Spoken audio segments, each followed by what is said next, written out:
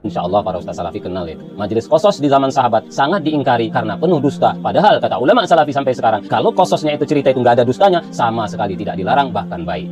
Para jemaah, demikianlah dalil yang sering dijadikan oleh ustaz-ustaz kita, ustaz salafi, bahwa zikir berjamaah sesat, haram, padahal bukan itu sama sekali. Itu hanya pendapat sebagian ulama salafi khususnya zaman sekarang. Sedangkan ulama salaf di zaman dulu tak memahami itu.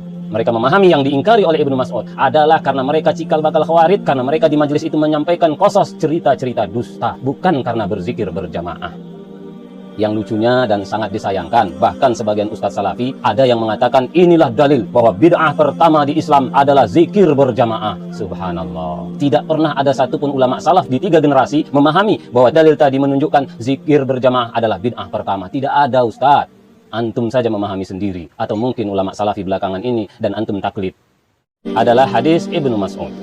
Hadis ini sangat panjang, saya ringkas saja. Di antaranya diriwayatkan oleh Imam Ad-Darimi, hadis sahih, an Abi Musa Al-Asy'ari, dari sahabat Abu Musa Al-Asy'ari. Kata beliau, "Ra'aitu fil masjidi qauman hilaqan julusan yantaziruna shalah, fi kulli halaqatin rajulun, wa fi aydihim hasan, fayaqulu kabbiru mi'ah, fayukabbiruna mi'ah, fayaqulu hallilu mi'ah, fayuhalliluna mi'ah, wa yaqulu sabbihu mi'ah, fayusabbihuna mi'ah." Kata Abu Musa Al-Asy'ari, beliau mengadu kepada sahabat Ibnu Mas'ud, "Tadi kulihat di masjid sekelompok orang buat halakoh-halakoh, buat kumpulan-kumpulan majelis. Nggak satu, tapi banyak halakoh. Mereka duduk menunggu sholat. Di setiap halakoh ada satu orang yang memimpin. Di tangan mereka ada kerikil-kerikil. Lalu pemimpinnya berkata, bertakbirlah 100. Mereka pun bertakbir 100. Bertahlillah 100. Mereka pun mengucapkan la ilaha illallah 100. Bertasbihlah 100. Mereka pun mengucapkan subhanallah 100. Hatta ata min tilkal hilak. Kemudian sahabat Ibnu Mas'ud setelah itu pun mendatangi majelis-majelis tadi, salah satunya. Lalu apa kata sahabat Ibnu Mas'ud? Waihakum ya ummata Muhammad. Celaka kalian wahai umat Muhammad. Ma asra'a halakatakum. Cepat sekali kalian binasa. Innakum la'ala millatin hiya ahda min millati Muhammadin sallallahu alaihi wasallam au muftatihu babi dhalalah. Sesungguhnya kalian ini lebih di atas petunjuk dibanding Nabi Muhammad sallallahu alaihi wasallam, atau kalian ini pembuka pintu kesesatan.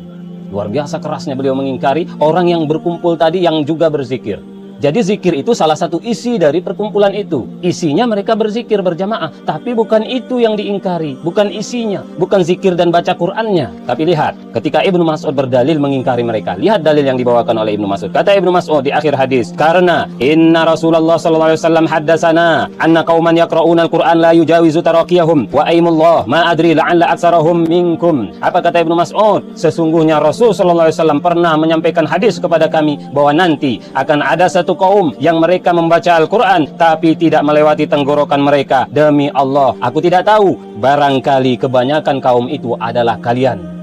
Coba lihat para jemaah, para ustadz, ketika Ibnu Mas'ud membawakan dalil, sama sekali Ibnu Mas'ud tidak mengatakan wahai kaum, karena Nabi tidak pernah zikir berjamaah. Tak pernah Ibnu Mas'ud mengatakan itu. Dan Ibnu Mas'ud tidak mengatakan wahai kaum, karena zikir itu masing-masing. Bukan itu yang dibawakan dalil tentang khawarij. Sebab mereka orang luar datang ingin menentang penguasa, sahabat Utsman atau sahabat Ali, kemudian dengan cara menggalang massa buat majelis-majelis cerita yang banyak dusta. Itu yang diingkari. Untuk lebih jelasnya, di riwayat lain, riwayat Imam At-Tabrani dari Qais bin Abi Hazim, apa kata beliau? Dzukira li Ibnu Mas'udin qasun. Disampaikan kepada Ibnu Mas'ud adanya orang yang nyampaikan cerita-cerita kisah tadi, kisah dusta tadi. Yajlisu fil lail, yang mereka buat majelis di malam hari. Wa yaqulu linnas, lalu orang itu berkata kepada manusia, qulu kada, ucapkan seperti ini, ucapkan seperti ini. Yang tadi itu, zikir 100, tasbih 100, tahlil 100. Apa kata Ibnu Mas'ud? Innakum la ahda min Muhammadin sallallahu alaihi wasallam. Kalian ini lebih mendapat petunjuk dari Nabi Muhammad wa ashabi dan sahabatnya. Au innakum la muta'alliquna bidhanabi dhalalah. Atau kalian ini sedang bergantung dengan ekor kesesatan.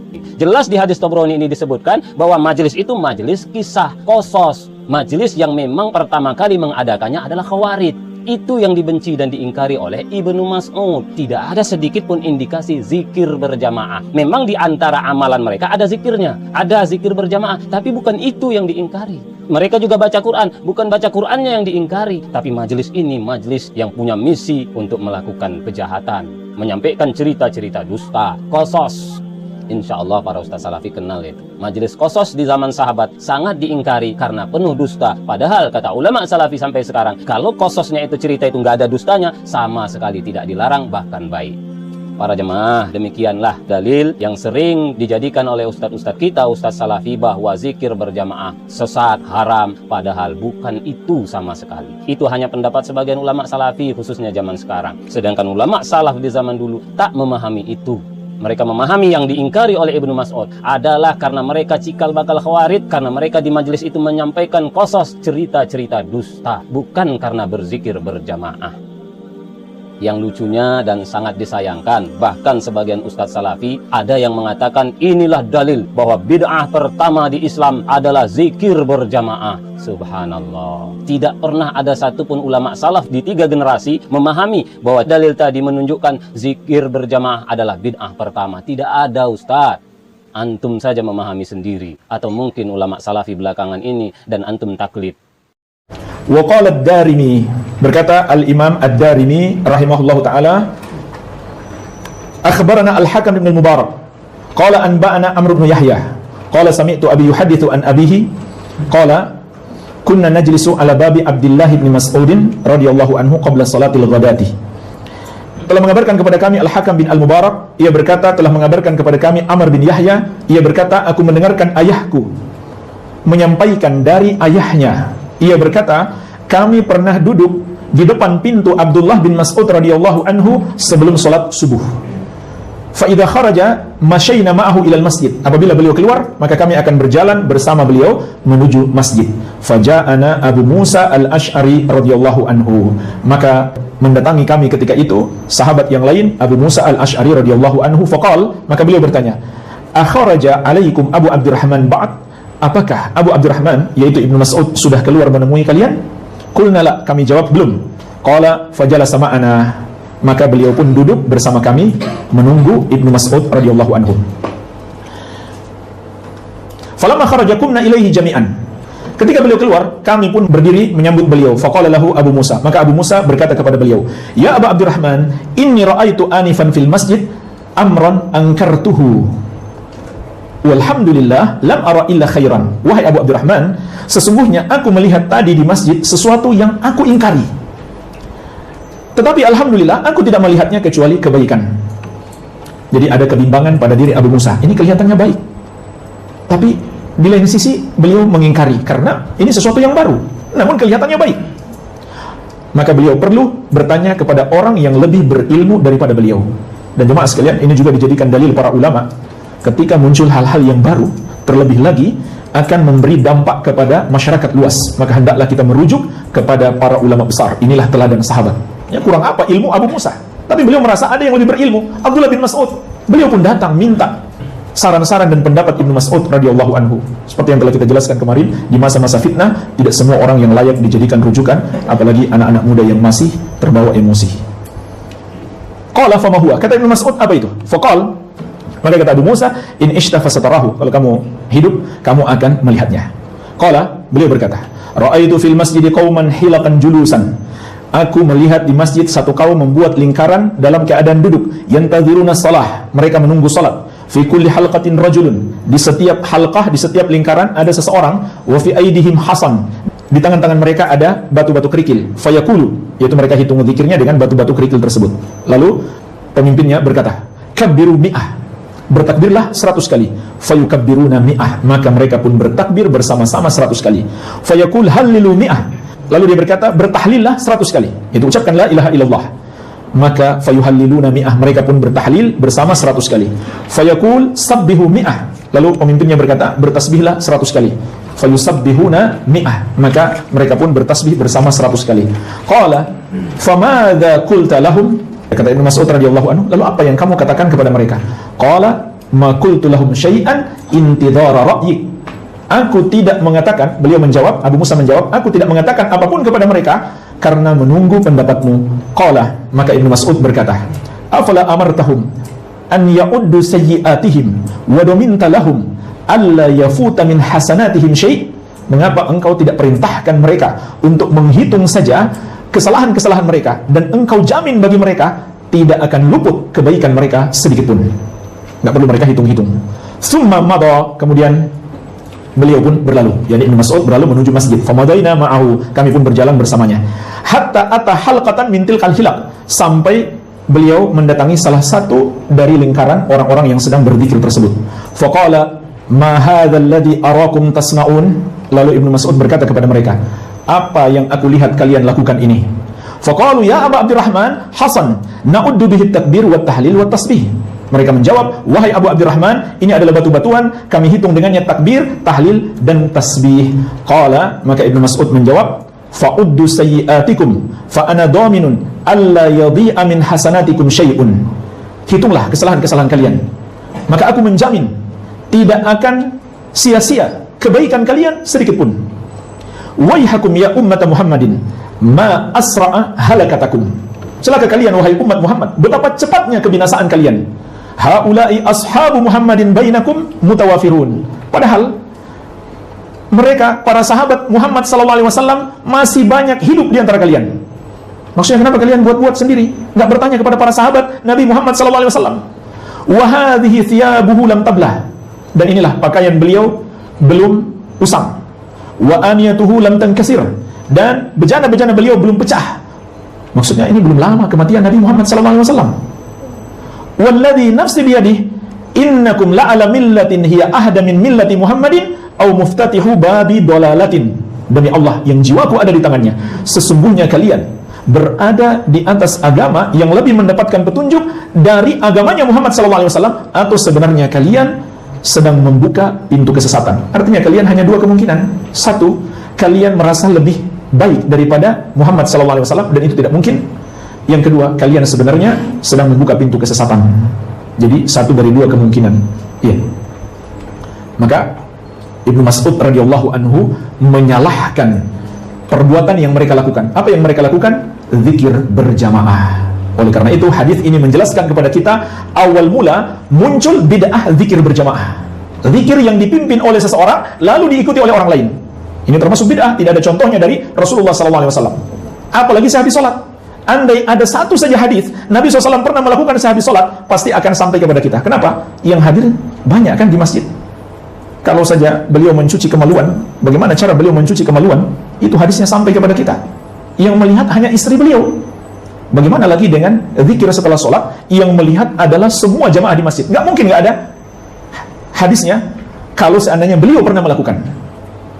Jadi tidak ada sedikit pun Nabi SAW pernah berzikir berjamaah, tidak sehabis sholat, tidak di kesempatan yang lain. Ini bid'ah baru muncul masih di masa sahabat, tapi Rasulullah SAW sudah wafat.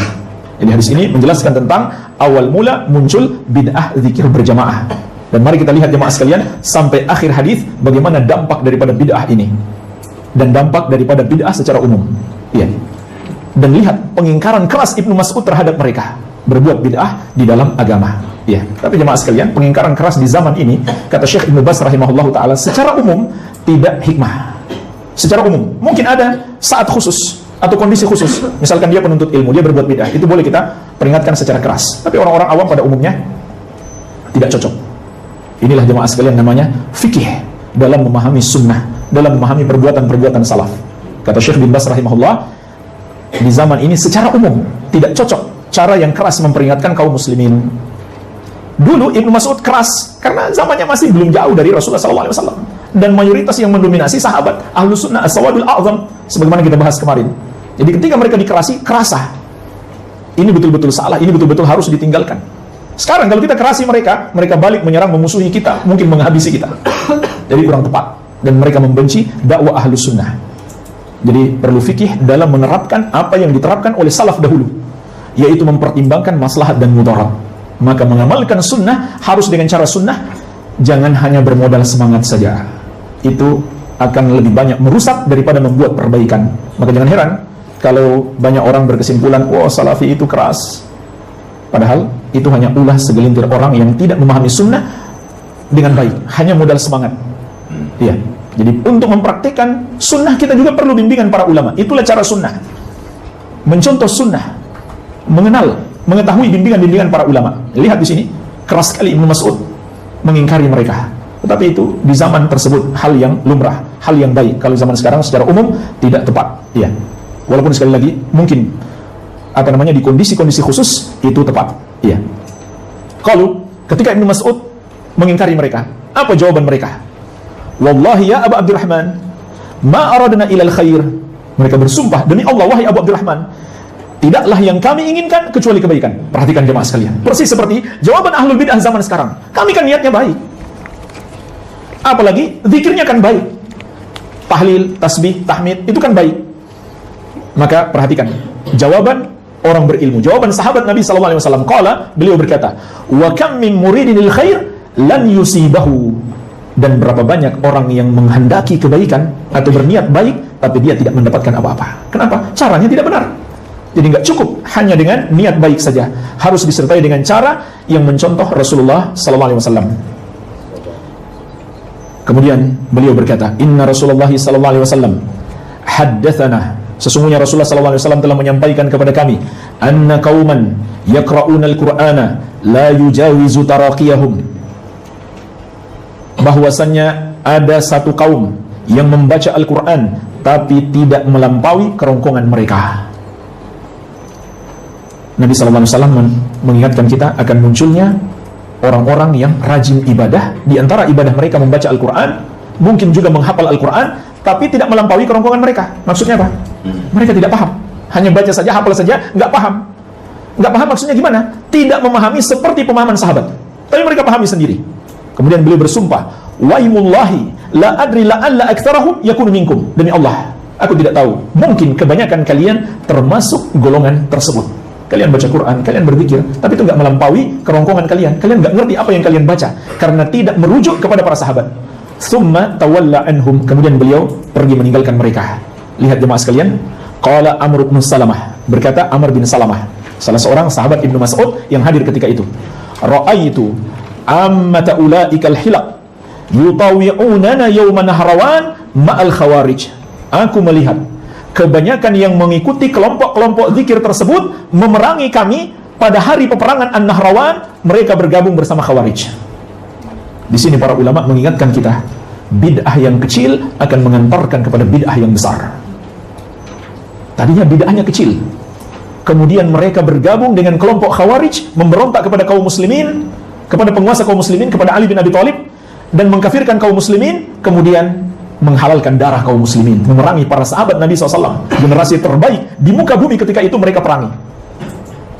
Jemaah sekalian, tadi kita katakan bid'ah yang kecil, maksudnya bukan dosanya kecil. Kecil kalau dibandingkan dengan bid'ah yang lebih besar, itu maknanya. Bukan kecil artinya berarti nggak apa-apa, kecil, sepele, tidak. Tetapi kecil apabila dibandingkan dengan bid'ah yang lain yang lebih besar. Sama dengan syirik. Syirik kecil bukan bermakna diremehkan karena kecil atau dosanya kecil. Kecil maknanya kalau dibandingkan dengan syirik besar, maka dia disebut kecil. Iya. Jadi subhanallah, ini pelajaran penting bagi kita tentang bahaya bid'ah. Kenapa jemaah sekalian? Karena orang yang berbuat bid'ah berarti dia menyelisihi, melawan Rasulullah SAW. Maka Allah akan menghukum dia tersesat. Kan sudah diingatkan dalam banyak ayat. Surat An-Nisa ayat 115. Wa may yushaqiqir rasula min ba'di ma tabayyana lahul huda wa yattabi' ghayra sabilil mu'minin nuwallihi ma tawalla wa nuslihi jahannam wa sa'at masira. Barang siapa yang menentang Rasul setelah jelas kebenaran baginya dan dia mengikuti selain jalannya orang-orang yang beriman, maka kata Allah, kami palingkan dia ke jalan kesesatan yang telah dia pilih tersebut. Ini hukuman dari Allah ketika dia menentang Rasul dengan berbuat bid'ah dan mengikuti selain jalannya orang-orang yang beriman, yaitu sahabat, orang-orang beriman yang terbaik pada umat Nabi Muhammad SAW.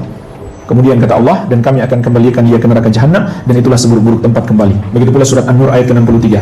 Falyahdharil ladzina yukhalifuna an amri an tusibahum fitnah aw yusibahum adzabun alim. Hendaklah takut orang-orang yang menyelisihi petunjuk Rasul, mereka akan ditimpa fitnah atau ditimpa azab yang pedih. Fitnah artinya kesesatan dan puncaknya adalah kesyirikan. Ini diantara bahaya bid'ah. Beliau menutup kitab ini dengan mengatakan, wallahu a'lamu bis-shawab, wa sallallahu ala Muhammadin wa alihi wa sahbihi wa sallama tasliman katsiran ila yaumiddin.